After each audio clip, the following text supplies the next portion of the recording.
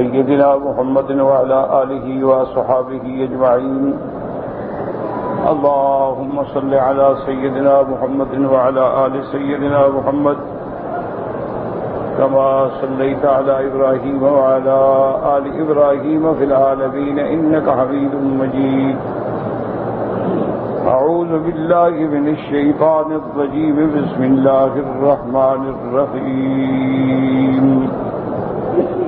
لا جناح عليهن في آبائهن ولا أبنائهن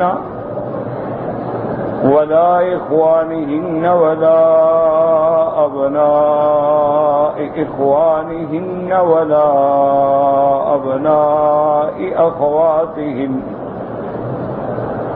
ولا نسائهن ولا ما ملكت أيمانهن واتقين الله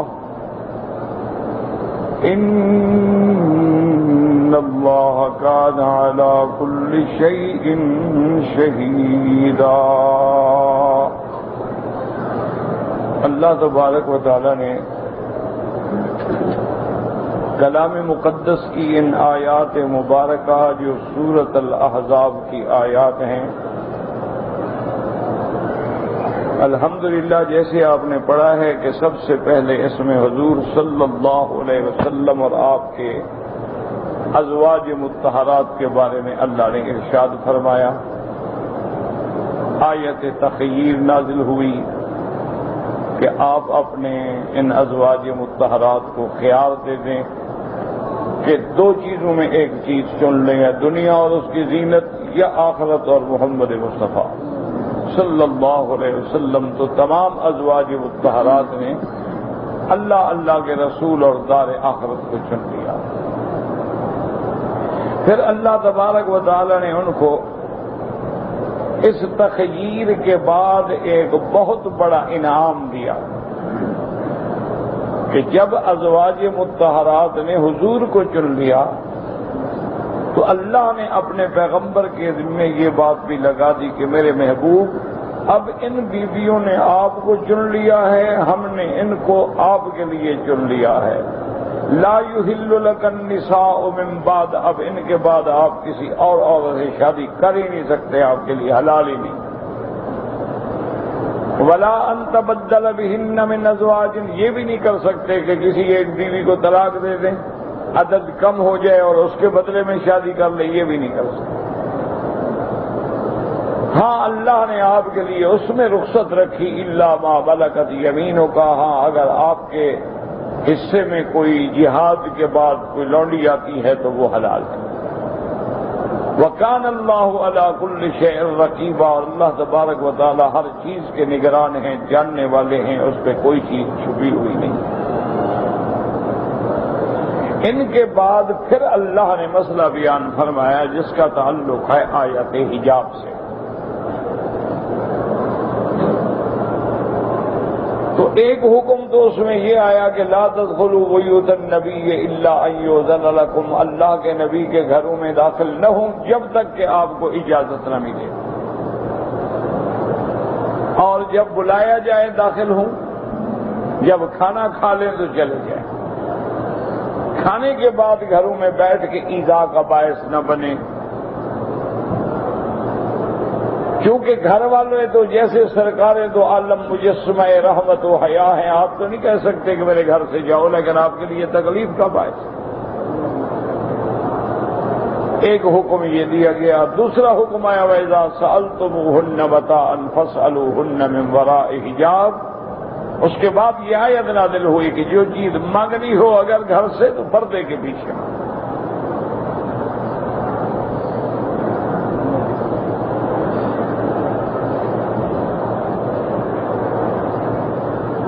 یہ مسئلہ اتنی اہم ہے حجاب کا، اور آج کے دور میں خاص طور پہ علماء نے مستقل کتابیں لکھی ہیں مسئلہ حجاب. تو یاد رکھیں، ایک ہوتا ہے ستر عورت، ایک ہے حجاب، یہ دونوں الگ ہیں. اسی میں لوگوں کو غلط فہمی ہو جاتی ہے. کہ چہرہ جو ہے کھول سکتی ہے، ہاتھ کھول سکتی ہے، پاؤں کھول سکتی ہے، یعنی کیا معنی ہے وہ ستر میں شامل ہیں یا نہیں؟ یہ مراد نہیں ہے کہ پردے کی ضرورت نہیں ہے۔ جیسے مثال کے طور پہ سمجھیں کہ اللہ نے مرد کے لیے جو عورہ ہے وہ ناف سے لے کر گھٹنے تک یہ اور اس کا چھپانا لا دے، اس میں اگر کچھ حصہ بھی ظاہر ہو آپ کی نماز بھی نہیں ہوگی، کیونکہ ستر عورہ لازم۔ حتیٰ کہ فقہا نے لکھا کہ آپ اگر اپنے گھر میں ہیں، کمرے میں ہیں، اندھیرا ہے، اندر سے کمرہ لاک ہے، کسی کے آنے کا اندیشہ نہیں، آدمی کپڑے اتار کے ننگا نماز پڑھے نہیں ہوگی، کیونکہ ستر عورہ کھلا ہوا۔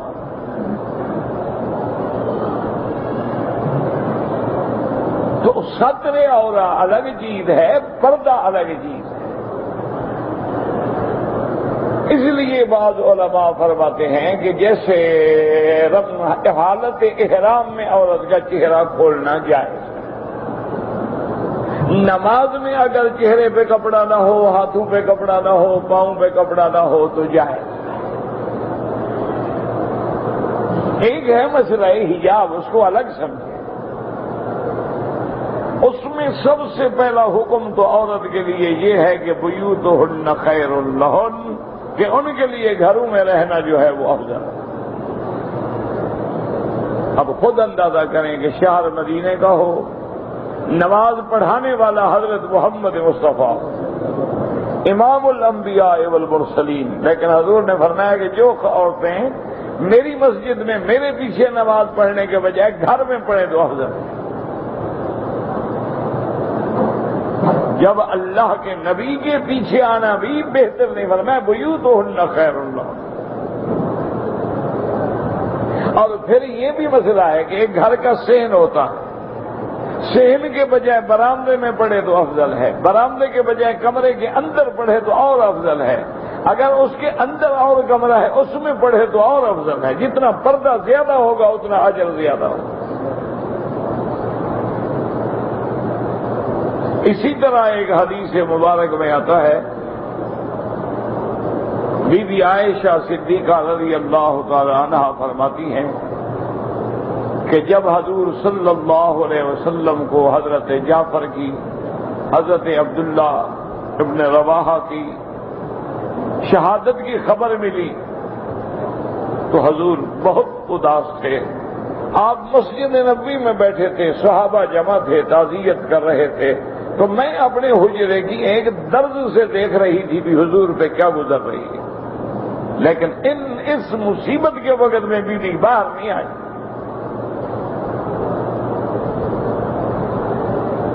اسی طرح ایک حدیث مبارک میں آتا ہے کہ حضرت عبداللہ ابن عمر، حضرت عبداللہ ابن زبیر فرماتے ہیں کہ ہم حضور کے حجرے کے باہر بیٹھے تھے، بی بی صاحبہ اندر مسواک فرما رہی تھیں، تو ان کی آواز ہم سن رہے تھے لیکن دیکھ نہیں رہے تھے، کیوں بیوی گھر میں تھی۔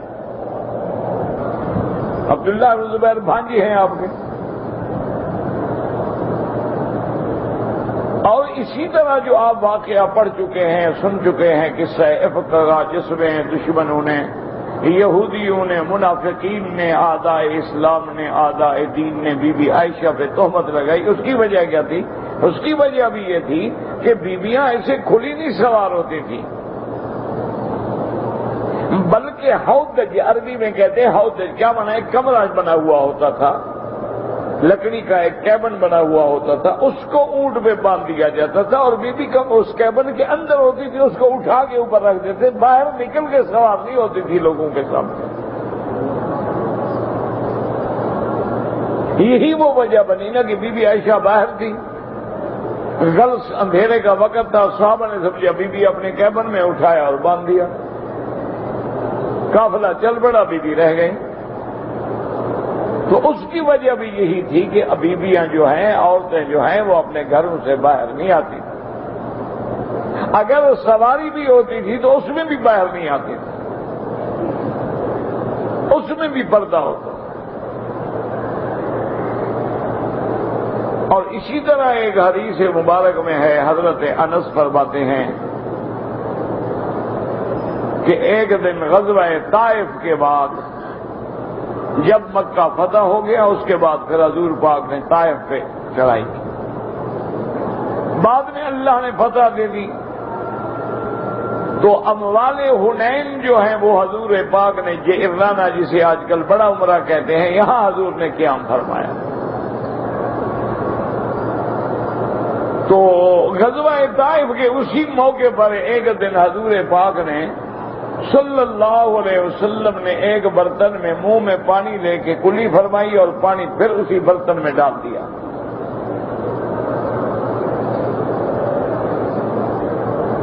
اور حضور صلی اللہ علیہ وسلم نے یہ پانی جو ہے حضرت ابی موسیٰ اور حضرت بلال کو دیا کہ پی لیں. تو حضرت بلال فرماتے ہیں کہ خیمے کے اندر سے بی بی ام سلمہ نے آواز دی کہ میرے بیٹے اگر ہو سکے تو اپنی ماں کے لیے بھی تھوڑا سا بچا لینا، یہ تبرک ہے محمد مصطفیٰ کا صلی اللہ علیہ وآلہ آلہ واصحابہ وسلم. یعنی بی بی ہے خیمے کے اندر، باہر نہیں ہے.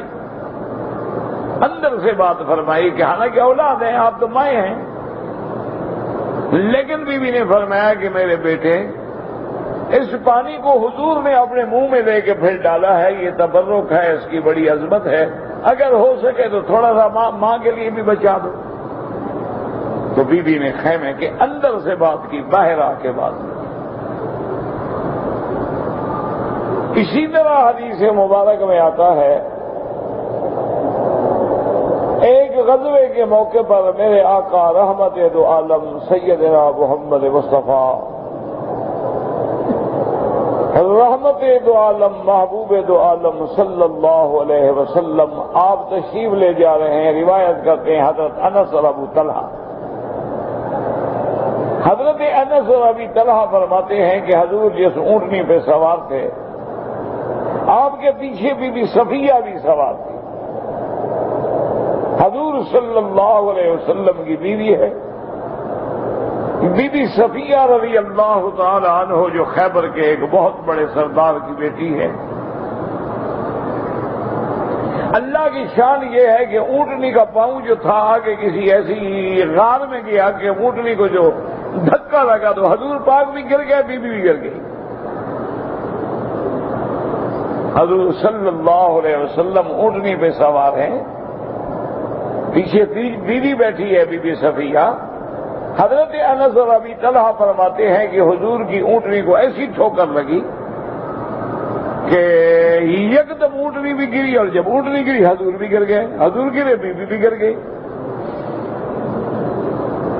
تو ابی طلحہ فرماتے ہیں کہ میں جلدی جلدی دوڑا اور حضور کی خدمت میں پہنچا. میں نے کہا فدا کا ابی و امی یا رسول اللہ، میرے ماں باپ آپ کے قربان ہوں، حضور چوٹ تو نہیں لگی؟ آپ نے فرمایا میرا فکر نہ کرو، اپنی اماں کا خیال کرو، یعنی ادھر بیوی کا خیال رکھو.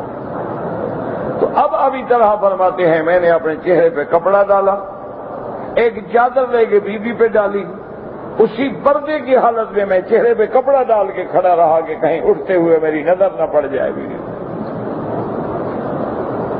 اور اسی پردے کی حالت میں بیوی کو پھر میں نے اونٹنی پہ سوار کرایا. تو پردہ اس حادثے کے باوجود بھی قائم رہا. اور حضور صلی اللہ علیہ وسلم کی عظیم شخصیت، اتنے بڑے حادثے میں آپ گر گئے لیکن فرمایا پہلے اپنی اماں کا خیال رکھو تاکہ ان کے پردے کو اللہ قائم رکھے. اسی لیے بی بی عائشہ فرماتی تھی رضی اللہ تعالی عنہا، جس آدمی کے ساتھ دشمنوں نے، یہودیوں نے، منافقوں نے بی بی صاحبہ پہ تہمت لگوائی تھی، صفوان بن معطل، فرماتی ہیں واللہ ایسا حیا والا بندہ میں نے نہیں دیکھا. بی بی صاحبہ فرماتی ہیں کہ میں اسی قافلے کی جگہ پہ کپڑا لے کے لیٹ گئی کیونکہ مجھے یقین تھا اور سمجھتی تھی صحرا کے احوال کو کہ اگر میں دوڑ پڑوں تو پھر تو اس کا مطلب ہے میں بھٹک جاؤں گی. بہتر ہے کہ میں اسی قافلے کی جگہ پہ رہوں، یا تو حضور کا صحابی آئے گا جو پیچھے رہتا ہے، یا حضور قافلہ آگے جب محسوس ہوگا کہ میں قافلے میں نہیں ہوں تو واپس بندہ بھیجیں گے. تو بی بی فرماتی ہے میں کپڑا لے کے دے گئی میرے کانوں میں اتنی آواز پڑی کہ انا للہ و انا الیہ راجعون۔ حضرت صفوان جب پہنچے انہوں نے دیکھا کہ بی بی کپڑا لے کے لیٹی ہوئی ہیں، تو انہوں نے پہلی بات یہی پڑھی انا للہ و انا الیہ راجعون۔ بی بی فرماتی ہے میں جاگ گئی، انہوں نے میرے ساتھ اونٹ بٹھایا اور ہٹ کے رخ دوسری طرف کر کے کھڑے ہو گئے، اور جب میں اونٹنی پہ اچھی طرح بیٹھ گئی، کپڑے اپنے ٹھیک کر لیے، پھر آگے اپنی مہار پکڑ کے اونٹنی کے آگے چل پڑے۔ پر میں جہاں اونٹ بٹھاتے آپ دور چلے جاتے، میں اتر جاتی، جہاں مجھے سوار ہونا ہوتا آپ دور چلے جاتے، میں سوار ہو جاتی۔ اس بندے کی نظر بھی نہیں پڑی میرے چہرے۔ تو پردے کا جو حکم ہے اس کو اچھی طرح سمجھے۔ یہ تو بعد میں جو لوگ اللہ کے قرآن میں تحریف کرتے ہیں، تبدیلیاں کرتے ہیں، قرآن کو اپنے منشے کے مطابق بدلنا چاہتے ہیں۔ کسی نے یہ کہہ دیا کہ بھائی یہ تو جی حضور کی بیویوں کے لیے حکم تھا نا، کوئی ہماری بیویوں کے لیے حکم تھوڑا ہے۔ یہ تو سارا قرآن جو آیات آ رہی ہیں تو حضور کی بیویوں کے بارے میں لا تدخلوا بیوت النبی، اس سے پہلے جو ہدایات آ رہی ہیں وَقَرْنَ فِي بُيُوتِكُنَّ یا نساء النبی لستن کأحد من النساء، یہ تو سارا حضور کی بیویوں کے لیے حکم ہے۔ تو یہ جہالت ہے، یہ اللہ کے قرآن کی تحریف ہے جو 1400 سال میں کسی نے جرأت نہیں کی، ما سوا اس دور کے جدید مجتہدین کے، جن کو نہ دین سے واسطہ ہے نہ قرآن سے واسطہ ہے اور مجتہد ہے۔ پہلی بات یاد رکھو، اصول ہے، انداز قرآنی ہے کہ کبھی خطاب صرف نبی کو ہوتا ہے لیکن حکم امت کو ہوتا۔ اب دیکھیں فرمایا یا ایھا النبی اذا طلقتم النساء، اللہ نے فرمایا میرے نبی جب آپ عورتوں کو طلاق دیں، تو خطاب تو نبی کو ہے، آگے جمع کا صیغہ ہے، حکم ساری امت کے لیے۔ جیسے فرمایا یا ایھا النبی جاہد الکفار والمنافقین واغلظ علیہم ومأواہم جہنم، اللہ نے فرمایا میرے نبی کافروں اور منافقوں سے جہاد کریں۔ کیا من اکیلے جہاد کریں، یعنی امت نہ جائے لڑنے کے لیے، کیونکہ خطاب حضور کو ہے، لہذا حضور خطاب جا کے جہاد فرمائیں۔ تو بات قرآن کو سمجھا کریں۔ یہ تو اور اہم بات ہوتی ہے کہ اللہ نبی کو خطاب کرے اور مراد امت ہو، اللہ خطاب نبی کی بیویوں کو کرے اور مراد حضور کی امت کی عورتیں ہوں، یہ تو اور اہم بات ہے۔ دیکھیں نا، اصولی سی بات ہے کہ حضور کی بیویاں بھی پاک، شہر مدینہ بھی پاک، میرا مدنی بھی پاک، مدنی کا گھرانہ بھی پاک، اہل بیت بھی پاک، صحابہ بھی پاک، تو وہاں کیا خوف تھا جناب؟ ان کو پردے کا حکم دینا تھا۔ اور جو ہم ناپاک ہیں ہمیں چھٹی ہے، ہم موٹر سائیکلوں پہ گھومیں، ہم بائک چلائیں، ہم گاڑیاں ڈرائیو کریں، ہم کار چلا کے خود لے جائیں، ہم بیچ کے سمندر کے کناروں پہ جائیں، ہم لانگ ڈرائیو پہ غیروں کے ساتھ جائیں، ہم ہوٹلوں میں جائیں، ہم جا کے فنکشنوں میں شریک ہوں، پارٹیوں میں شریک ہوں، ڈانس کریں، یعنی ہمارے لیے آزادی ہے۔ یعنی جو پاک گھرانہ ہے یہ پردہ پاکوں کے لیے، تو مانا یہ ہے ہم فیصلہ کر لیں گے ہم ناپاک ہیں، یہ حکم ناپاکوں کے لیے نہیں ہے۔ یعنی عجیب بات ہے بھئی، جہاں زخم ہوگا وہاں مرہم رکھو گے یا جہاں نہیں ہوگا وہاں پٹی باندھو گے؟ اور جب پاک لوگوں کو یہ حکم ہے تو ہمارے لیے تو اور زیادہ پابندی ہے۔ اور اسی طرح یاد رکھیں کہ اللہ نے، کیونکہ اللہ علام الغیوب ہے، ان کو پتا ہے کہ آنے والے دور میں لوگ آئیں گے خود کو نہیں بدلیں گے، میرے قرآن کو بدل ڈالیں گے، تو اللہ نے فیصلہ فرما دیا کہ یا ایھا النبی قل لازواجک وبناتک، قل لازواجک وبناتک ونساء المؤمنین یدنین علیہن من جلابیبہن، اللہ نے فرمایا میرے نبی آپ اپنی بیویوں سے بھی کہہ دیں، بیٹیوں سے بھی کہہ دیں، اور مومن مردوں کی عورتوں سے بھی کہہ دیں۔ اب ایمان والی عورتوں کے لیے حکم، ہاں ایمان نہیں ہے بالکل پردہ نہ کرو، کس نے کہا ہے؟ ہم نے کبھی انگریزوں سے جا کے کہا ہے کہ تمہاری بیٹی پردہ نہیں کرتی؟ ہم نے کبھی یہودیوں سے جا کے کہا ہے کہ جناب کی بیگم منی اسکرٹ کیوں پہنتی ہے؟ ہم نے کبھی ہندوؤں سے کہا ہے کہ جناب تمہاری لڑکیاں مقابلہ حسن میں کیوں شریک ہوتی ہے؟ ہمیں کیا ہے بھائی، وہ کافر ہیں، وہ جانے، اللہ جانے ان کا معاملہ۔ ہم بات ہو رہی ہے ایمان والوں سے۔ اگر تم ایمان والے ہو، کلمہ پڑھتے ہو، تو پھر حکم ماننا ہوگا، پھر اگر مگر کی چیڑا کہیں کرنا ہوگا۔ ہاں اگر تم ایمان سے فارغ ہو تو بالکل چھٹی ہے، مزے کریں جناب آرام سے،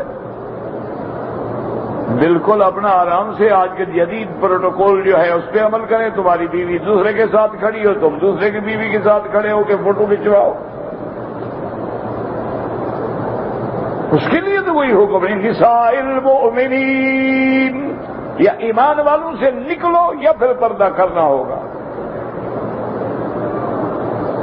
یدنین علیہن من جلابیبہن، اللہ نے فرما دیا کہ اگر بیویوں کو باہر جانا پڑے ضرورت کے مطابق کسی چیز کے لیے تو پابندی کیا ہوگی؟ ایک تو خوشبو نہیں لگائیں گی، پیروں میں بجنے والا زیور نہیں پہنیں گی، میک اپ سنگار نہیں کریں گی، بے پردہ نہیں جائیں گی، بلکہ لمبی چادر لے کے سر سے پاؤں تک اوڑھ لے گی، اور صرف آنکھ ظاہر ہو تاکہ راستے میں ٹھوکر نہ لگے۔ اور اس کے باوجود بھی اللہ نے حکم دیا قل للمؤمنین یغضوا من ابصارہم، ایمان والے ہو تو آنکھیں نیچی کرو۔ یہ حکم بھی ایمان والوں کے لیے، جن میں ایمان نہیں ان کے لیے نہیں ہو، مزے کریں۔ اسی طرح فرمایا وقل للمؤمنات یغضضن من ابصارہن، ایمان والی عورتوں سے کہہ دو کہ اپنی نظریں نیچے رکھیں، اتفاق سے غیر مرد پہ نظر پڑے تو فوراً نظر جھکا لیں۔ اسی طرح اللہ نے ایمان والی عورتوں کو حکم دیا کہ اگر کوئی غیر مرد بات کرے فلا تخضعن بالقول، بڑی نرم اور انداز اور ناز اور نخرے والی باتیں نہ کیا کرو، بلکہ کھل کے بات کرو۔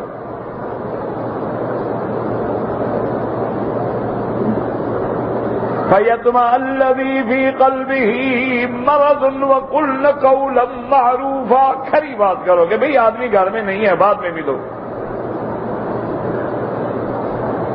اب اگر آپ جناب اپنی آوازوں کو بنا کے سنوار کے اور بڑے ناز سے انداز سے بول رہی ہیں، ہو سکتا ہے دوسرا کہے گا اچھا بھی آواز بھی اچھی ہے اور معلوم بھی نرم دل ہوتی ہے، بات بن جائے گی،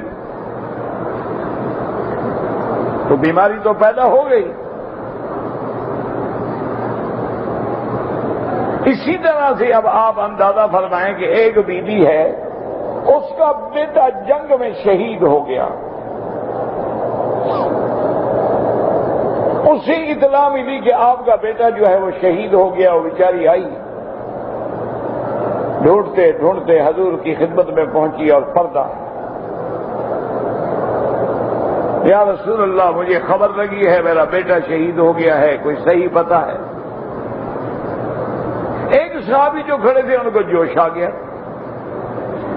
انہوں نے کہا عجیب عورت ہو، تمہارا بیٹا نوجوان شہید ہو گیا، تم اب بھی کپڑے ڈال کے کھڑی ہو، حضور کو پتہ لگے گا کون ہو، تمہارے بیٹے کو کیسے ڈھونڈیں گے؟ بھئی یہ تو پتہ لگے نا کون بیٹا، کس کا بیٹا، تم کس کی بیوی ہو، کس کو ڈھونڈ رہی ہو؟ کپڑا چہرے پہ ڈال کے کھڑی ہے پردے میں اور کہتی ہے میرا بیٹا کہیں۔ اس نے کہا خبردار، میں بیٹے کی مصیبت برداشت کر سکتی ہوں، چہرہ کھول کے بے حیائی کی مصیبت برداشت نہیں کر سکتی۔ کیا بات کہہ رہے ہو؟ ایک میرا بیٹا مر گیا ہے اور ایک میں چہرہ کھول دوں؟ میں یہ نہیں برداشت کر سکتی کہ میرے چہرے پہ کسی غیر کی نظر پڑے۔ اسی طرح ایک دن حدیث مبارک میں آتا ہے کہ میرے آقا محبوب دو عالم سیدنا محمد مصطفیٰ صلی اللہ علیہ وآلہ آلہ واصحابہ وسلم تسلیما کثیرا کثیرا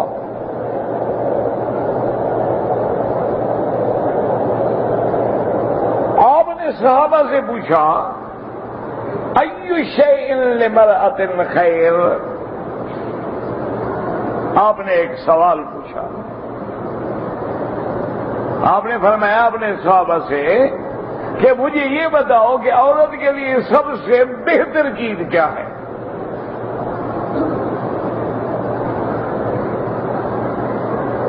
تو سارے صحابہ ادب سے خاموش رہے، کسی نے بھی جواب نہ دیے. ایک تو ادب ہوتا تھا اور بعض اوقات کوئی چیز دماغ میں بھی نہ آئی. حضرت علی رضی اللہ تعالی عنہ بھی موجود ہیں.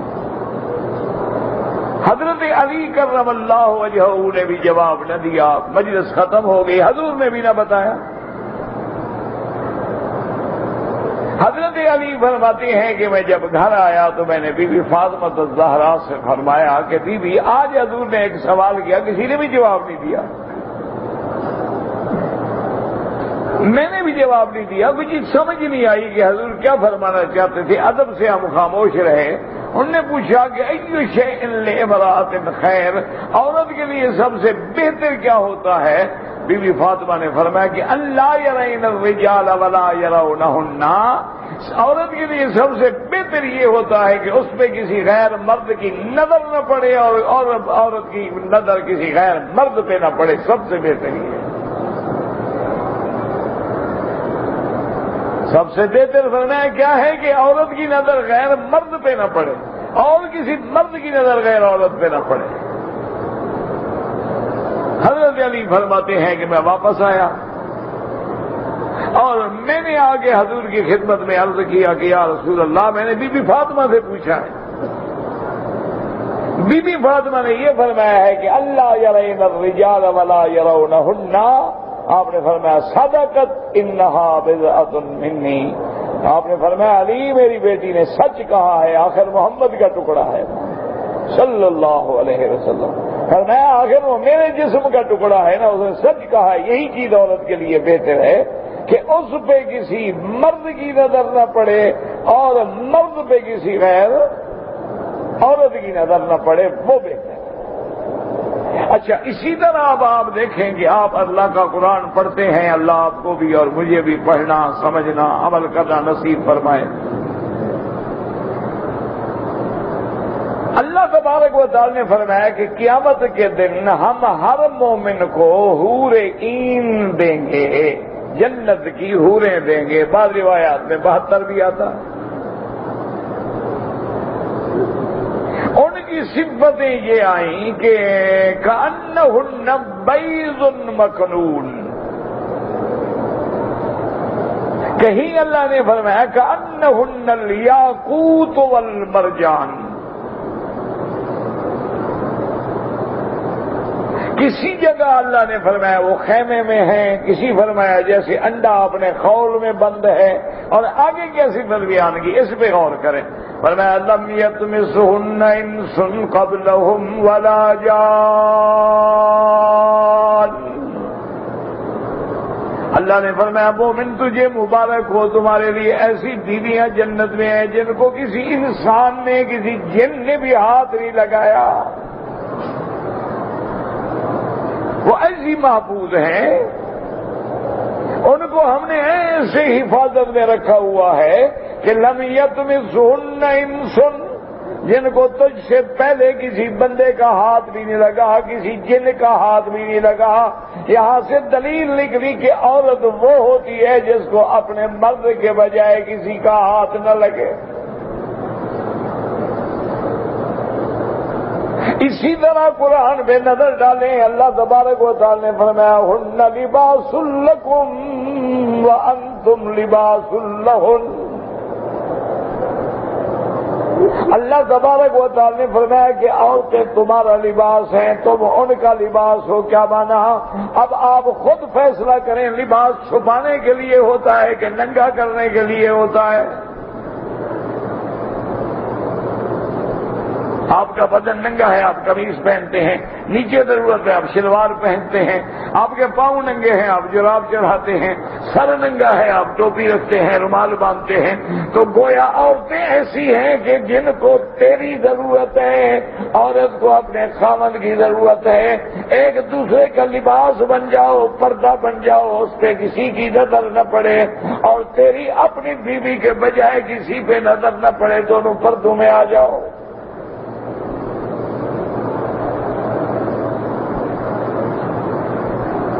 اسی لیے اب آپ دیکھیں کہ حضور صلی اللہ علیہ وسلم اپنے گھر کے اندر موجود ہیں، دروازے پہ ایک آدمی نے آواز دی.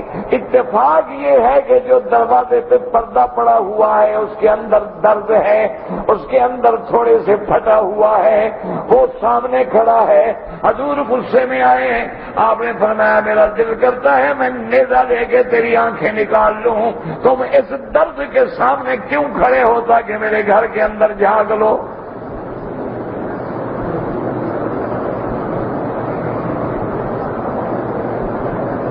اب ان ساری چیزوں کو آپ سامنے رکھیں، پھر لوگ کہہ دیتے ہیں جی دیکھیں ملا لوگ ہیں، یہ بنیاد پرست لوگ ہیں، یہ بنیاد پرست ہیں. وہ بدبختوں جس کی بنیاد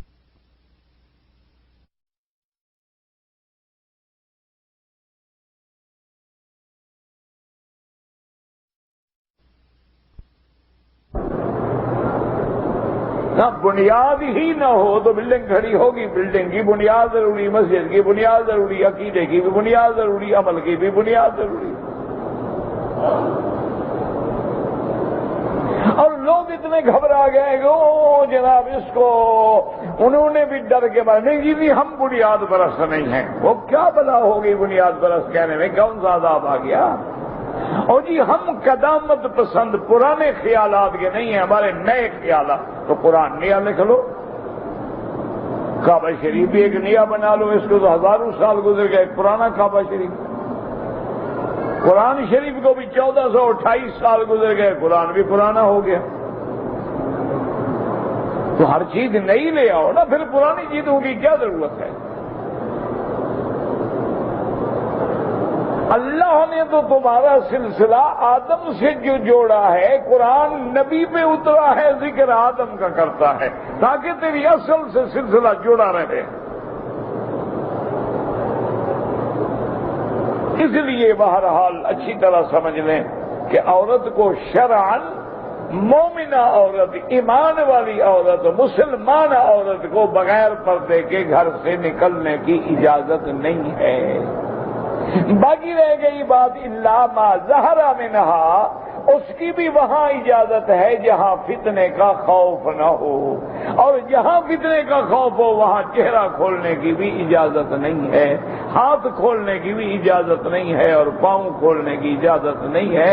یہی مسلک ہے امام احمد ابن حنبل، امام مالک، امام شافعی، اور اسی طرح امام ابو حنیفہ، تمام ائمہ اربعہ کا. کہ امام شافعی، امام مالک، امام احمد ابن حنبل تو فرماتے ہیں کسی حال میں بھی عورت کو چہرہ اور ہاتھ اور پاؤں نہیں کھولنے چاہیے. امام ابو حنیفہ فرماتے ہیں کہ فتنے کا خوف ہو تو نہ کھولے، فتنے کا خوف نہ ہو تو کھول سکتے. اور اس دور میں ہو سکتا ہے کہ فتنے کا خوف نہ ہو، جہاں ہر طرف ہوس ہے، جہاں ہر طرف شیطان ننگا ناچ رہا ہے، جہاں ہر طرف فلمیں چل رہی ہیں، جہاں ہر طرف باپ بہن بیٹا بیٹی ماں بہن سب. اسی لیے دیکھ نہیں رہے کہ آج بیٹے نے باپ کو قتل کر دیا، آج ماں کو قتل کر دیا، آج فلاں کیا. تو اس لیے یہ سارے احکام جو تھے، اس آیت کا نام بھی آیت الحجاب ہے. اللہ نے حجاب کا حکم جاری فرما دیا کہ اس کے بغیر کوئی عورت جو ہے وہ باہر نہ نکلے. آج جو آیت ہے یہ بھی اسی کے ساتھ تعلق رکھتی ہے جو ہم نے آج پڑھی. فرمایا لا جناح علیہن فی آبائہن ولا ابنائہن ولا اخوانہن ولا ابناء اخوانہن ولا ابناء اخواتہن ولا نسائہن ولا ما ملكت أيمانهن واتقين الله ان اللہ کان علی کل شیء شہیدا۔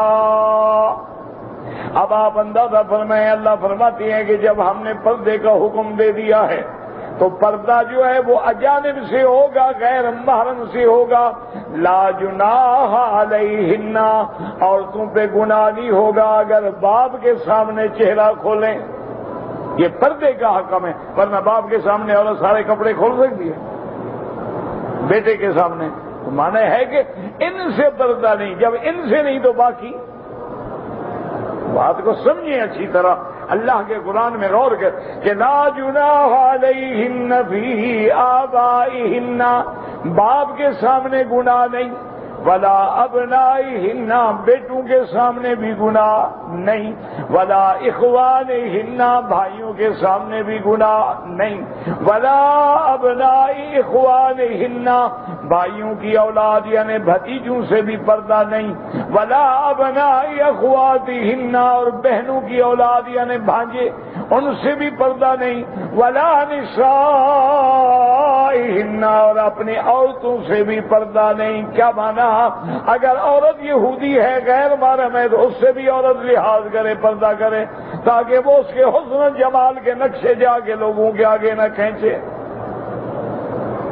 ولا ما ملکت ایمانہن، اور لونڈیوں سے بھی پردہ نہیں، جو تمہارے گھر میں لڑکیاں کام کرتی ہیں، تمہاری ملک یمین ہے، ان سے بھی پردہ نہیں۔ واتقین اللہ، اس کے باوجود اللہ نے فرمایا کہ اللہ سے ڈرتی رہیں۔ ان اللہ کان علی کل شیء شہیدا، اللہ ہر چیز بے نگہبان ہیں، دیکھنے والے، جاننے والے ہیں۔ جیسے اللہ پاک نے سورۃ نور میں فرمایا تھا ولا یبدین زینتہن، یہ ظاہری زینت جو ہے چہرہ ہے، ہاتھ ہیں، الا لبعولتہن، اپنے خاوند، او آبائہن، یا اپنے باپ، او آباء بعولتہن، یا خاوند کا باپ سسر، او ابنائہن، یا بیٹے، او ابناء بعولتہن، یا خاوند کی اولاد، او اخوانہن، یا بھائی، او بنی اخوانہن، یا بھائیوں کی اولاد بھتیجے، او بنی اخواتہن، یا بہنوں کی اولاد بھانجے، او نسائہن، او ما ملکت ایمانہن، او التابعین غیر اولی الاربۃ من الرجال، یا وہ ایسے لوگ جو طفیلی ہوتے ہیں، جو مرد نہیں ہوتے، یعنی ابھی بالکل اس مقام پہ نہیں پہنچے، اب الطفل الذین لم یظہروا علی عورات النساء، یا ایسے بچے ہیں جن کو ابھی بالغ نہیں ہوئے، جوانی پہ نہیں آئے، عورت کی خواہش نہیں پیدا ہوئی، تو ان سے پردہ نہیں ہے۔ تو آپ دیکھیں، باپ سے پردہ نہیں، بیٹے سے نہیں، بھائی سے نہیں، بھتیجے سے نہیں، بھانجے سے نہیں، باقی تو اگر باقی سے بھی نہیں تو ان کے گننے کی کیا ضرورت ہے اللہ کو قرآن میں؟ بھئی اگر پردہ کسی سے ہی نہیں ہے ماشاءاللہ کہ ہر جگہ بن سنور کے آگے بیٹھے ہیں، بسوں میں بھی بیٹھی ہیں، ٹرینوں میں بھی بیٹھی ہیں، مردوں کے ساتھ بھی بیٹھی ہیں، باقاعدہ مقابلے، تقریری مقابلوں میں بھی بیٹھی ہیں، شاعرات جو ہیں پورے مجمع میں کھڑی ہو کے شعر پڑھ رہی ہیں، اور جناب مقالہ نگار جو ہیں مقالے پڑھ رہی ہیں، اور فیشن کرنے والی فیشن سکھا رہی ہیں، کپڑوں کے ڈیزائن دکھانے والی ڈیزائن پہن کے دکھا رہی ہیں۔ یہ کون سا مسلمان ہے، یا کون سا حجاب ہے، یا کون سا پردہ ہے؟ پھر اللہ کو اتنی بڑی آیت میں گننے کی کیا ضرورت ہے کہ باپ کے آگے گناہ نہیں، بیٹے کے آگے گناہ نہیں، بھائی کے آگے گناہ نہیں، بھتیجے کے آگے گناہ نہیں، بھانجے کے، ان کی ضرورت ہی کیا تھی؟ اللہ فرماتے کسی کے آگے گناہ نہیں، پھر چلو جہاں جاؤ۔ تو ان کو گننے کے بعد یعنی پابندی ہو گئی کہ عورت صرف ان کے سامنے آ سکتی ہے، لیکن یاد رکھیں کہ باحیا عورتیں تو اپنے باپ کے سامنے، اپنے بیٹے کے سامنے، اپنے بھائی کے سامنے بھی اس طرح نہیں آ سکتی ہیں جیسے آج ہماری عورتیں، آدھا سینہ نکلا ہوا ہے، یہاں تک بازو ہیں، پگلیں صاف نظر آ رہی ہیں، اس طرح کوئی باحیا عورت نہیں نظر آ سکتی۔ یہ تو ہم اس مقام پہ پہنچ گئے. اسی لیے یاد رکھ لیں میرے نبی کی حدیث, میرے آقا محبوب دو عالم کا فرمان یاد رکھ لیں. حضور نے فرمایا کہ جب کسی امت میں زنا عام ہو جائے گا, اللہ اس امت میں قتل کا عذاب بھیج دیں گے کہ اس کو مارے گا, وہ اس کو مارے گا, وہ اس کو مارے گا. آج ایمان سے دیکھو گلی گلی قتل ہو رہا ہے. بے گناہ لوگ ہیں, بے گناہ بیچارے جا رہے ہیں جی ان کو مار دو. بے گناہ لوگ نماز پڑھ رہے ہیں, اڑا دو. بے گناہ لوگ جلسے میں بیٹھے ہیں, اڑا دو. ٹرین میں جا رہے ہیں, ٹرین اڑا دو. گاڑی میں جا رہے ہیں, گاڑی اڑا دو. یہ کیا ہے؟ یہ صرف اس گناہوں کی سزا ہے جو ہمارے ملک میں عام ہو چکے ہیں. اور جب تک ہم اللہ کے آگے توبہ کر کے ان گناہوں سے رجوع نہیں کریں گے, کفر سے ناطہ نہیں توڑیں گے, اس وقت تک رحمت نہیں آئے گی. اور جب تک رحمت نہیں آئے گی عذاب ٹل نہیں سکتا. ایک موٹی بات یاد. حتیٰ کہ دیکھیں کہ ایک دفعہ بی بی عائشہ نے پوچھا, انہوں نے سوال کیا کہ یا رسول اللہ انہلک وفینا الصالحون, اللہ کے عذاب آئیں گے اور ہمیں اچھے لوگ بھی تو ہوں گے نا. اب دیکھیں نا, مسجدیں بھری ہوئی ہیں, نماز ہو رہی ہے, مدرسے چل رہے ہیں, طلبہ پڑھ رہے ہیں, دورہ حدیث پڑھا جا رہا ہے, تفسیر پڑھی جا رہی ہے, قرآن پڑھا جا رہا ہے, رات کو لوگ تراویح پڑھ رہے ہیں, ساری ساری رات کھڑے ہوئے ہیں. یا رسول اللہ اچھے لوگ بھی ہوں گے پھر بھی عذاب آئے گا. آپ نے فرمایا اذا کثر فیکم الخبث, جب بے حیائی عام ہو جائے گی تو اللہ کے عذاب عام ہو جائیں گے, اچھے لوگ بھی رگڑے جائیں گے. پھر قیامت والے دن جب اٹھیں گے تو ہر آدمی کو اپنے عمل کا صلہ ملے گا. یعنی اگر صالح ہے تو جزا بھی صالح والی ملے گی, اگر برا ہے تو جزا برائی والی ملے گی. ابھی عذاب میں صبر, جیسے کہ آگ جلتی ہے, جہاں خشک لکڑی جلائی جاتی ہے وہاں ساتھ میں گیلی لکڑیاں بھی جل جاتی ہیں, تو اسی طرح ہوگا. ہاں ایک ہی علاج ہے جو میرے پاک نبی نے فرمایا, یاد رکھ لو. ہماری تو کوئی سنتا نہیں, آپ کی اگر کوئی سنتا ہو تو پہنچا سکتے ہیں کہ ما نزل بلاء الا بذنب, اللہ کبھی کسی قوم پہ, کسی امت پہ, کسی ملک پہ عذاب نہیں دیتے مگر ہمارے گناہوں سے. وما رفعت الا بتوبۃ, اور وہ عذاب کبھی نہیں ہٹیں گے جب تک کہ پوری امت توبہ نہیں کرے گی. اگر تم اکیلے گناہگار ہو, اکیلے توبہ کرو. اگر سارے گھر والے گناہ میں مبتلا ہو تو سارے گھر والے کرو. اگر سارے محلے والے مبتلا ہو تو محلے والے کرو. اگر سارا ملک مبتلا ہو گیا تو سارا ملک توبہ کرے. اور بے حیائی کے چینل بند کر دیے جائیں, بے حیائی کے راستے بند کر دیے جائیں, منکرات کے راستے بند کر دیے جائیں, حرام کے راستے بند کر دیے جائیں. ہم تو یہ کر رہے ہیں کہ حلال کے راستے بند کر دیے ہیں, حرام کے راستے کھول دیے ہیں. تو اس کا انجام یہی ہوگا کہ پھر اللہ پاک اس امت پہ قتل مسلط کر دیتے ہیں, عذاب مسلط کر دیتے ہیں, آپس میں لڑائیوں کا عذاب آ جاتا ہے, ایک دوسرے سے فرقہ واریت آ جاتی ہے.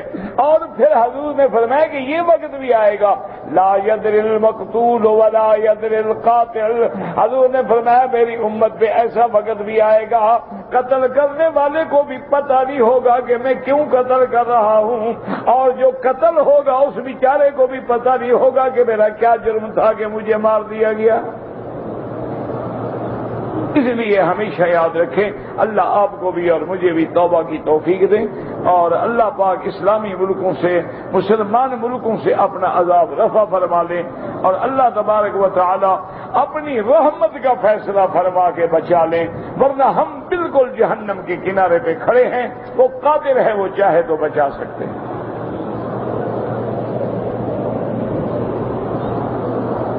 واللہ اعلم. کہتے جی کہ میں نے اپنے والد یا والدہ کے لیے حج بدل کرنا ہے. بالکل کر سکتے ہیں, بلکہ کرنا چاہیے. حج بدل میں یاد رکھو نقصان نہیں, فائدہ ہی فائدہ ہے.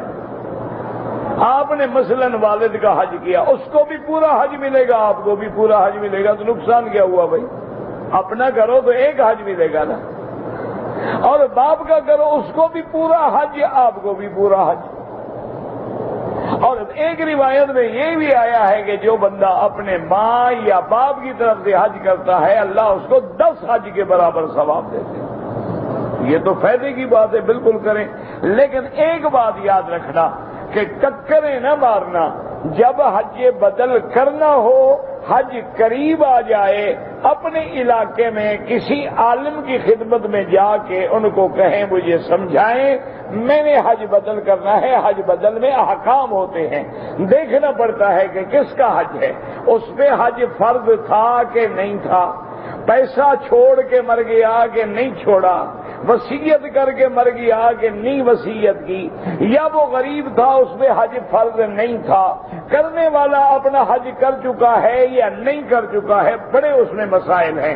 تو جب حج کا دن قریب آ جائیں، اپنے علاقے میں کسی عالم سے یا کوئی حج کی کتاب لے لیں اپنی زبان کی، اس میں حج بدل کے احکام پڑھ لیں،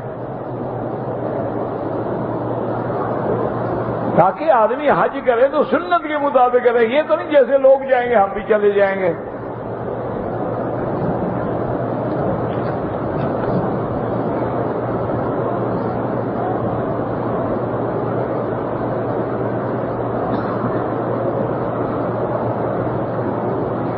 کوئی سمجھ نہیں، میں نے پہلا حج کیا، حج سے پہلے 5 دن عمرہ کیا، حج سے پہلے کا، اور حج بھی افراد کیا۔ افراد کیسے ہو گیا جب آپ نے عمرہ کیا؟ یہ کسی اچھے آدمی سے لکھا ہو کو بات سمجھ بھی تو آئے نا۔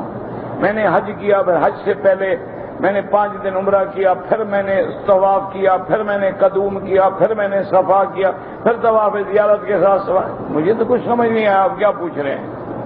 کسی پڑھے لکھے آدمی سے لکھواؤ، تم طواف زیارت کو زیرہ لکھ رہے ہو تو میں کیا پڑھوں گا؟ کسی اچھے آدمی سے لکھاؤ سوال کیا ہے۔ جب سوال سمجھ نہ آئے میں جواب کیسے دوں گا؟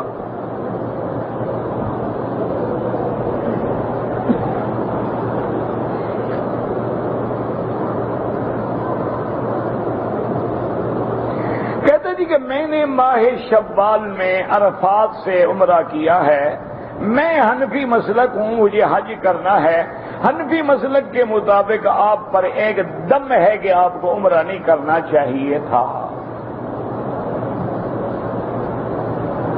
وہ فرماتے ہیں کہ اشہر حج میں مکی جو ہے وہ عمرہ نہ کرے، یعنی مکے میں رہنے والا۔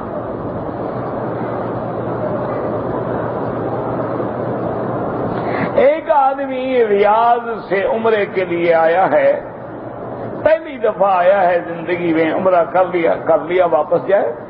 عمرے کرنے سے حج کا کوئی تعلق نہیں، اللہ توفیق دے آگے حج کر لے، نہیں تو نہیں، کوئی بات نہیں۔ پرفیوم لگا کے نماز پڑھی جائے، ہاں ہو جاتی ہے، چونکہ اب علماء کا فتویٰ ہے کہ پرفیوم جو موجودہ دور میں ہیں یہ اس کا استعمال جائز ہے۔ وہ کہتے ہیں پہلی چیز تو یہ ہے کہ اس میں الکحل نہیں ہوتا، اگر ہو تو اپنی اصلی حالت پہ نہیں رہتا، اس کا کیمیکل کی وجہ سے تبدیل ہو جاتا ہے۔ جیسا کہ شراب کو سرکہ بنا دیا جائے تو شراب نہیں رہے گا، سرکے کے حکم میں آ جائے گا، تو وہ اس کو ایسے کیمیکل سے ڈالتے ہیں، ملاتے ہیں کہ وہ اپنی اصلی حیت تبدیل کر دیتا ہے۔ اور بعض تو بناتے ہی پیٹرولیم سے ہیں، جو الکحل بہت مہنگا ہوتا ہے، وہ کہاں ڈالیں گے، کہاں خرچ کریں گے۔ اور اسی طرح بعض علماء کہتے ہیں کہ یہ بچتا نہیں ہے، اڑ جاتا ہے، جب رہتا نہیں ہے تو کوئی حرج نہیں ہے۔ تو بہرحال اب علماء کا فتویٰ یہی ہے کہ پرفیوم ہے، یوڈیکلون ہے، یہ یوڈیٹائلٹ ہے، یہ سب چیزیں استعمال کرنا جائز ہے، لیکن تقویٰ یہ ہے کہ استعمال نہ کرو، عطر استعمال کرو۔ ایک ہے جائز ہونا، ایک ہے تقوی کا مقام۔ تو میرے مدنی سرکار نے عطر عود، عطر مشک، عطر عنبر اور ورد استعمال فرمایا ہے۔ آپ نے تو کبھی پرفیوم نہیں لگائے نا، تو بہرحال اصل چیز عطر ہے، لیکن آج کل مصیبت یہ ہے وہ عطر میں بھی کیمیکل ہے، کہاں جائیں؟ مشکل تو یہ ہو گئی ہے نا کہ اب اصلی عطر بھی تو نہیں ملتا نا۔ جو اصلی عطر ہے نا، مثلا ورد ہے، گلاب اصلی، وہ آپ کو بڑا کوئی محبت سے رعایت سے دے دے تو 5000 ریال کا ایک تولہ دے گا۔ کون لے گا جناب؟ مولوی اور پیر کو تو مل جاتا ہے نا، ہم نے تو پیسے لگانے نہیں ہوتے نا، ہمیں تو لوگ بیچارے دیتے ہیں عقیدت کے مارے ہوئے بے وقوف، وہ سمجھتے ہیں بزرگ ہیں بخشے گئے ہم۔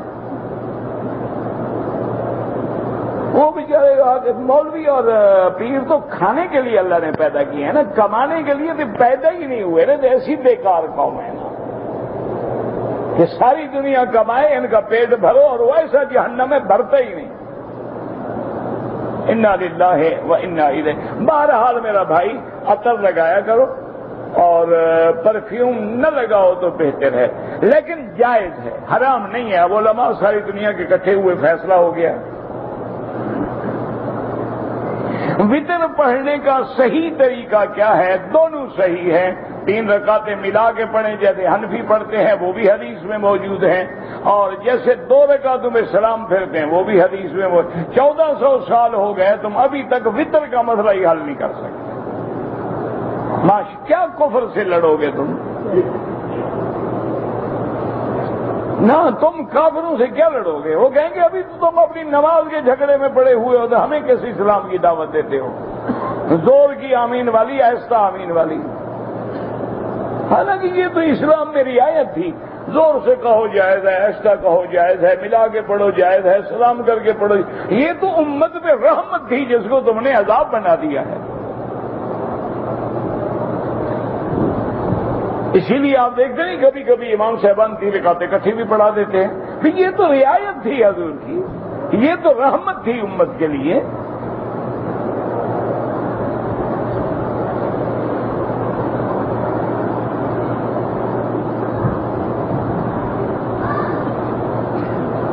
میں نے پاکستان سے آ کے عمرہ کیا، سر پہ اس طرح پھروایا، گنجا ہو گیا، پھر میں مدینہ منورہ گیا، وہاں سے احرام باندھا، عمرہ کیا، لیکن سر پہ اس طرح نہیں پھروایا، دم پڑ گیا۔ اس طرح بھی پھرواؤ اور دم بھی ادا کرو۔ وہ تو جتنے دفعہ عمرہ کرو گے اس طرح پھروانا پڑے گا، بال ہوں یا نہ ہوں۔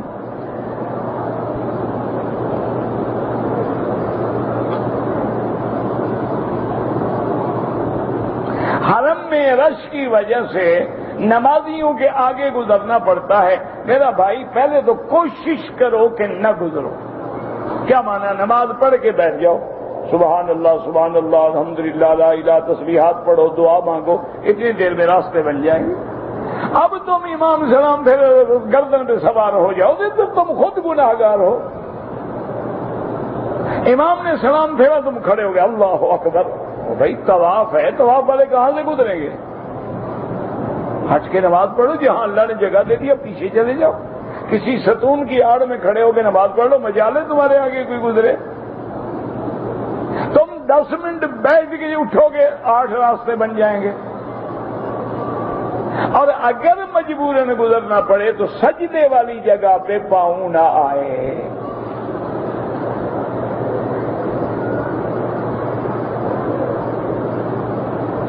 جماعت کی نماز میں جب ہم کھڑے ہوتے ہیں تو مقتدی ہم جو ہیں وہ مکبر کی تکبیر کے بعد تکبیر کہیں یا امام کی، ہم امام کے پیچھے نماز پڑھیں، مکبر کے پیچھے پڑھیں؟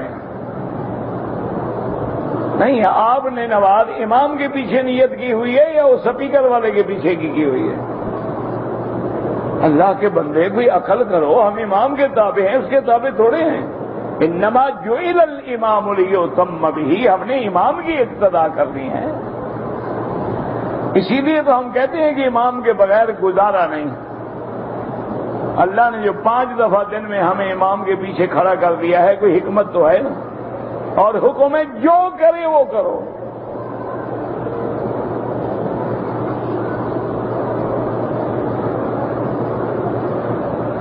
میں نے 4 مہینے کی ڈیوٹی پہ آیا ہوں اپنے والدہ کے لیے، والد کے لیے۔ عمرہ کر سکتے ہیں؟ بالکل کر سکتے ہیں جناب۔ اگر آدمی نے سیزن کی ڈیوٹی پہ آیا ہے لیکن شوال میں عمرہ کیا ہے، یعنی مدینہ منورہ سے میقات سے، تو لازم ایک بکری حج کی دینی ہوگی اگر حج کرے گا۔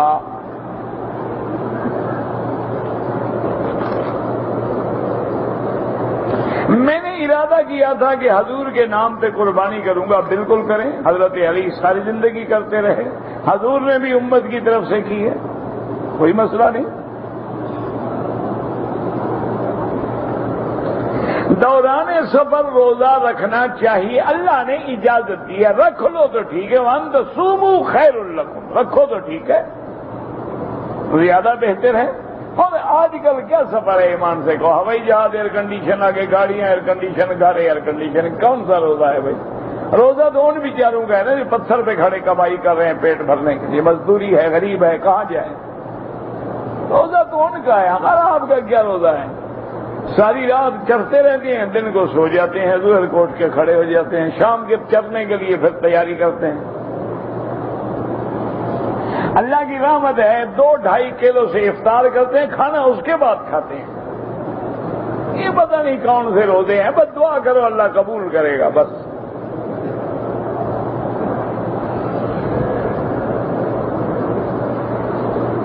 آج سے 2 سال پہلے میں نے عمرہ کیا تھا، پتہ نہیں تھا، میں تھوڑے بال کا، بس مسئلہ نہ پوچھو تو بہتر ہے، اتنا جلدی کیوں کر رہے ہو، کم از کم 2 سال اور گزرنے دو۔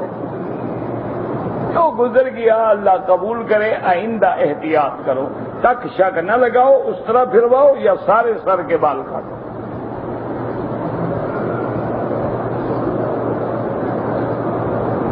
ایک آدمی مکے میں رہتا ہے، رمضان میں تو عمرہ کیا ہے، اس کے بعد اب آپ کوئی عمرہ نہ کریں، انشاءاللہ آپ کا حج افراد ہوگا، آپ حج کی افراد کا احرام باندھیں گے، قربانی آپ پر واجب نہیں ہوگی، کرنا چاہو تو لاکھ کر دو، 100 بکری لے کے ذبح کر دو۔ حضور پاک نے 100 اونٹ ذبح کیا ہے، تو اب 100 اونٹ آپ کے ذمہ واجب تھوڑا تھا، لیکن آپ نے 100 اونٹ ذبح فرما دیا، آپ بھی 100 اونٹ کر دیں، 1000 اونٹ کر دیں، ورنہ واجب نہیں ہے آپ پر۔